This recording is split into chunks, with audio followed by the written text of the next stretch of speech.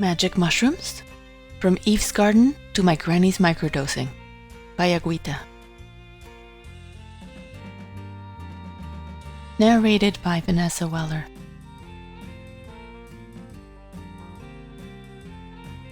Chapter 14. When you're no longer who you used to be. I returned from Huautla, filled with stories to tell. The first thing I did when I arrived home was to open my computer to capture them before they lost the excitement or faded away from my memory. I started by taking a look at the draft of my book about the research on mushrooms that I was writing before I went to Huautla.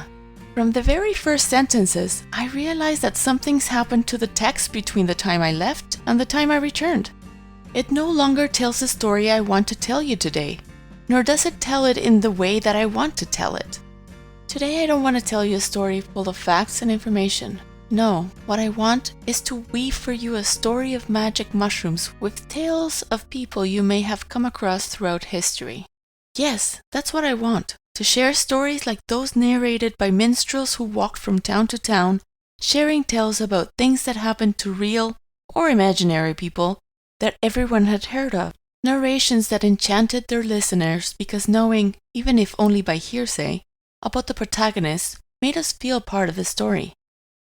When Alicia learned about my plans, she fell in love with the project and appointed herself as the official collector of the new material. In the next few days, academic essays, encyclopedias, and lengthy scientific treatises on psilocybin mushrooms started coming out of my study. And poems, novels, scripts, albums, photos, testimonies, interviews, songs, movies began to land on my dining room table, armchairs, and on the floor of my studio. There was even a container that Alicia managed to find for harvesting magic mushrooms in the bathtub. And so, the version you're reading or listening to today began to emerge, less formal, but more inspiring.